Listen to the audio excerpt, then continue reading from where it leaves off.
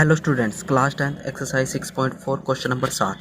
अब question number 7 में क्या है कि सिद्ध कीजिए कि एक वर्ग के किसी भुजा पर बनाए गए समबाहु त्रिभुज का क्षेत्रफल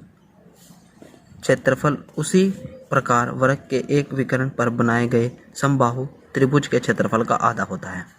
ठीक है बच्चों, आपको क्वेश्चन पढ़ लिया है।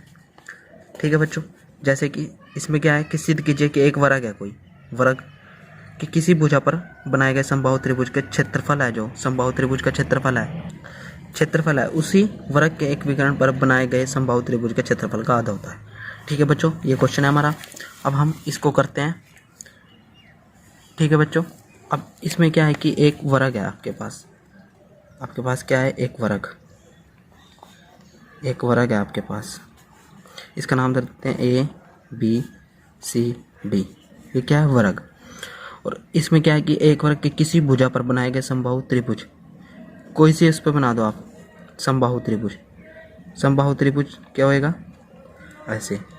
समबाहु त्रिभुज क्या होता है कि जो इसकी भुजा, जैसे कि ये भुजा और ये भुजा तीनों आपस में बराबर होती है, वो समबाहु त्रिभुज होता है। इसका नाम दे देते हैं बी सी डी, इधर देते हैं इसका। ठीक है बच्चों, अब आगे क्या बोल रखा है कि उसी वर्ग के एक विकर्ण, जैसे कि एक विकर्ण ये है हमारे पास, विकर्ण ये होता है ना, ए डी से ज्वाइन करने वाले विकर्ण पर बनाए गए समबाहु त्रिभुज के क्षेत्रफल का आधा होता है। इस पे एक त्रिभुज बनाओ आप, ऐसे। ये त्रिभुज हो गया, इसका नाम देते हैं एफ। ठीक है बच्चों, ये क्या है, विकर्ण। ठीक है बच्चों, अब हमें सिद्ध क्या करना, समबाहु त्रिभुज है, ये आपस में बराबर है तीनों, ये भी। तो यहाँ पे लिख देंगे हम सिद्ध क्या करना है, यहाँ पे सिद्ध करना है, क्या करना है, सिद्ध कि जो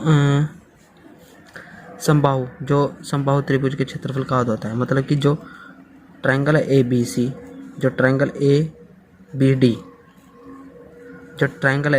डी, वो किसके इक्वल है, ए एफ डी के, मतलब उसके हाफ के, ए एफ डी के।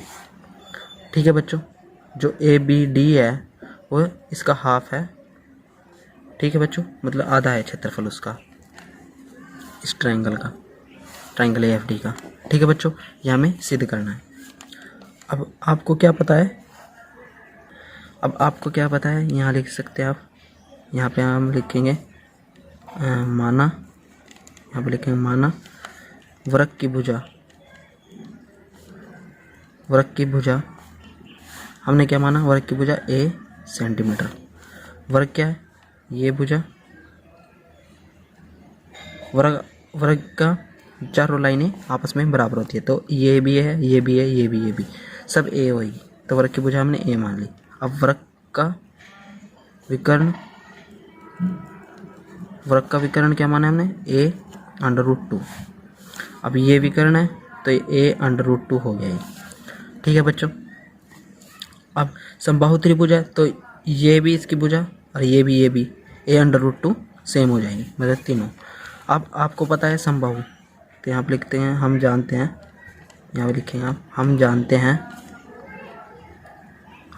हैं कि समबाहु त्रिभुज का क्षेत्रफल क्या होता है बच्चों, √3/4 इंटू भुजा का स्क्वायर, ये होता है। ठीक है बच्चों, आपने पिछली कक्षाओं में भी पढ़ा होगा ये।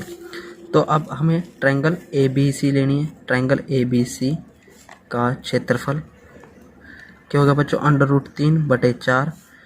ए बी सी का, जो ए बी सी है उसका त्रिभुज का क्या है, ए। ठीक है बच्चों, ए भुजा है इसकी, ए स्क्वायर हो जाएगा।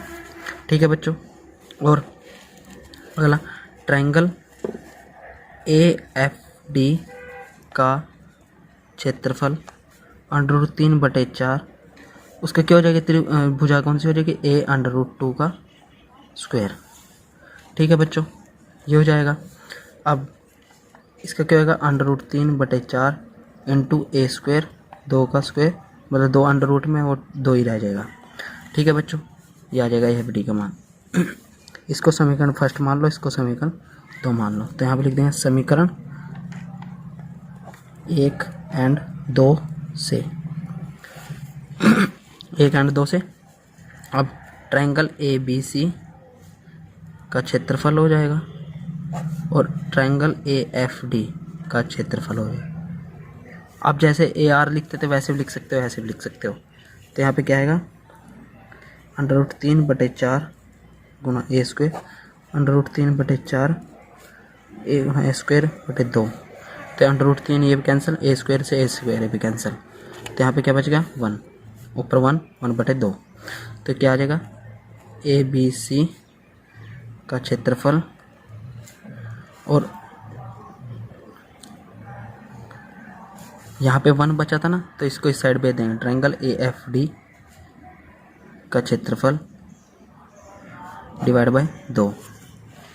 ठीक है बच्चों, जैसे ट्रायंगल ABC का क्षेत्रफल ऐसे ही रह गया और AFD इस साइड 1 है, तो यहाँ पे इसको भेज दिया, AFD का क्षेत्रफल बटे 2। यही हमने सिद्ध करना था। ठीक है बच्चों, यही हमें प्रूफ करना था। ठीक है बच्चों, ये लिख देंगे यहाँ पे हैंस प्रूव्ड। ठीक है बच्चों, thanks to watching my channel and subscribe now.